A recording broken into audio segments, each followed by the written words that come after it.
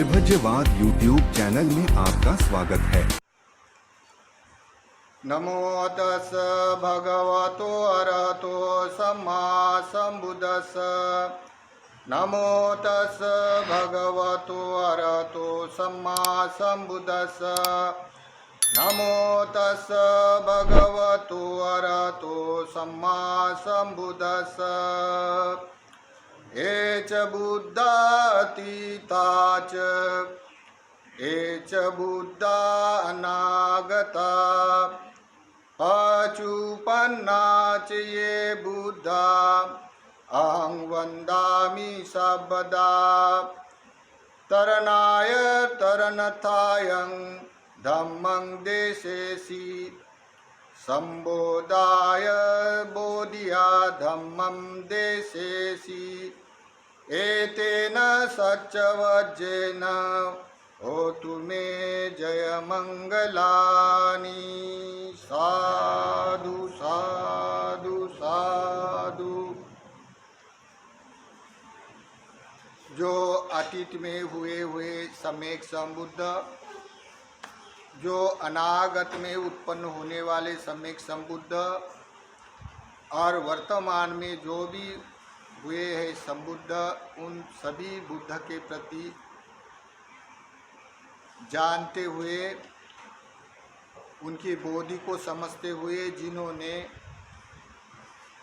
तर गए, जो सम्यक संबुद्ध तर गए, तरने अन्य लोगों के लिए तरने के लिए उपदेश किया है, जिसने संबोधि प्राप्त किया है, तो ऐसी संबोधि प्राप्त करने के बाद बोधिया धम्मम देशेसि, ऐसे बोधि धम्म देने वाले, धम्मों को प्रकाशित करने वाले, जो पहले भी कल्याणकार है, मध्यम भी कल्याणकार है, अंत भी कल्याणकार है, ऐसे धम्म उपदेश करने वाले धम्मम, और जिस धम्म में ब्रह्मचर्या करने वाले आर्य सावक संघ, इन तीन रत्नों के प्रति शीर्षा वंदन करते हुए विद्यमान भिक्षु संघ, विहारवासी समन, उनके निब्बान के हेतु कामना करते हुए, विशेष रूप से बुद्ध धम्म यहाँ जीर्ण हुआ, संविधान, जिन्होंने संविधानिक रूप से बुद्ध धम्म को सुरक्षित करते हुए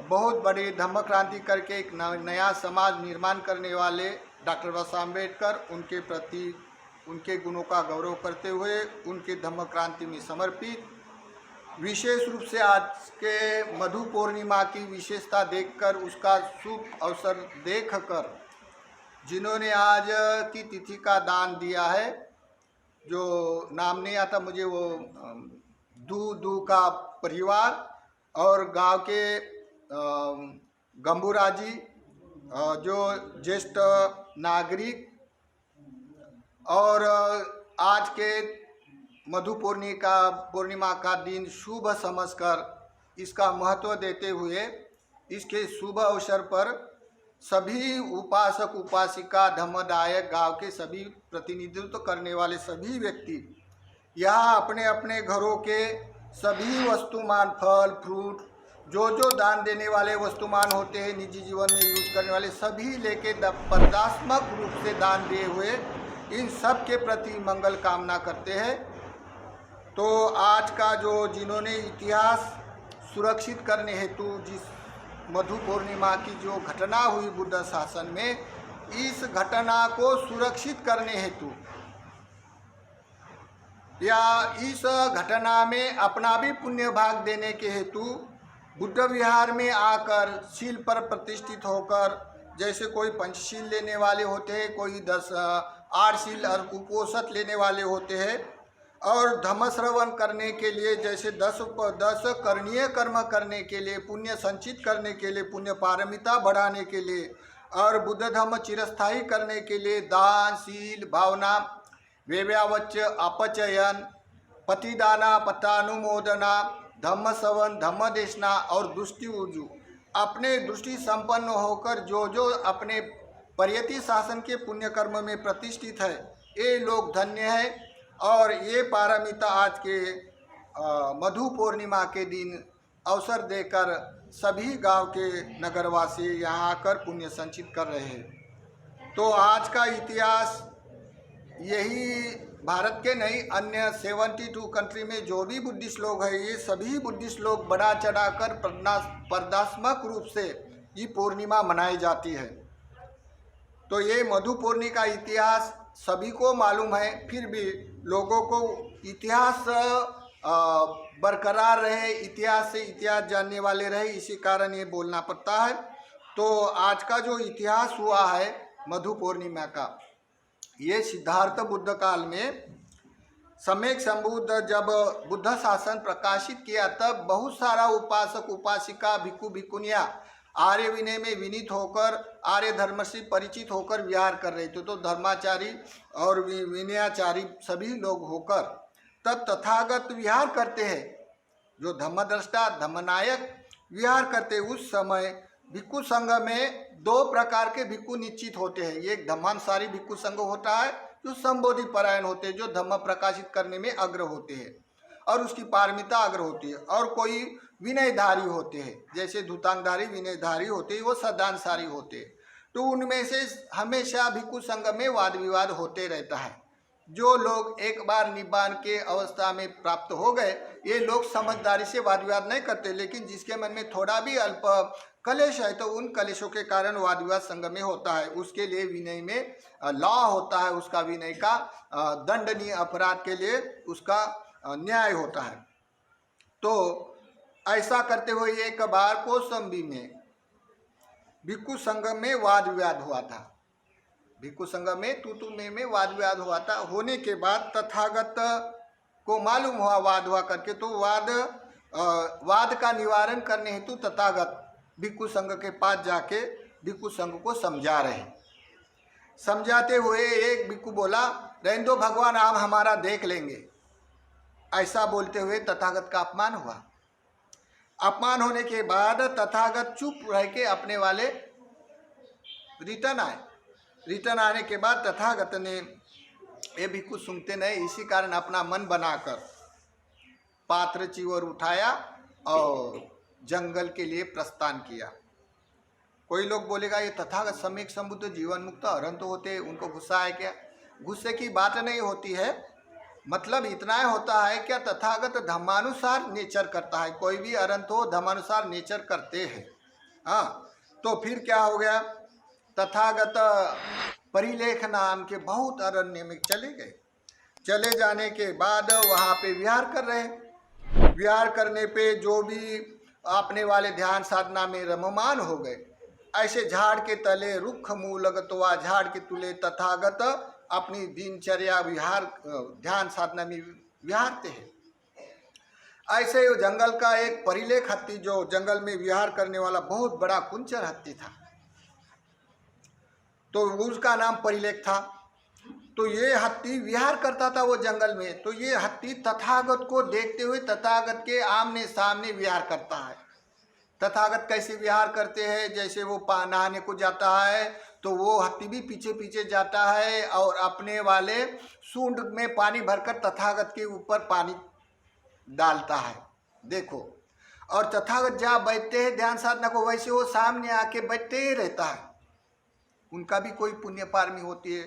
तो हत्ती की पुण्य पारमी जो नाग बोला जाता है, गज बोला जाता है, तो नाग बोला जाता है। बुद्ध वचन में नाग कहते हैं हत्ती को, हत्ती को नाग कहा जाता है। तो नाग के शब्द से तथागत को भी नाग कहा जाता है, हत्ती को भी नाग कहा जाता है और भिक्खु को भी नाग कहा जाता है। जब भिक्खु उपसंपदित होते तो उसका पहला नाम नाग ही रखा जाता है। और नाग एक भूमि हो जित नागलोक के चतुपे, नागलोक एक चातुर्माराजिक देवता की एक प्रजा होती है। नाग, कुंभड़क, यक्ष, किन्नर है।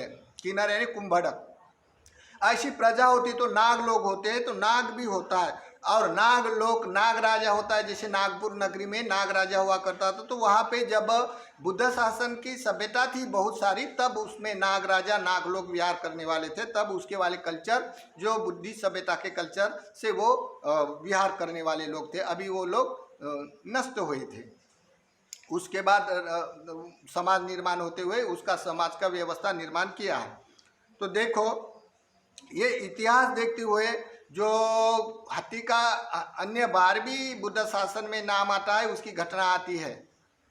नालागिरी गजवर ऐसे करके बहुत सारे जो हाथी के बारे में बहुत सारी घटना आती है। और जो हाथी उत्पन्न होने वाला, जैसे कि एक कुंभड़क नाम के देवता है, चातुर्मा जी की प्रजा में कुंभड़क देवता, जो आधा हाथी का शरीर होता है आधा मनुष्य का, उसके लिए वो थाईलैंड वाले लोग कैसे मानता है, और भारत के लोग गणपति नाम से उसकी पूजा, दार्शनिक मान्यता वाले, लौकिक धर्म वाले उसकी दार्शनिक मान्यता की मूर्ति बनाकर पूजा भी करते हैं।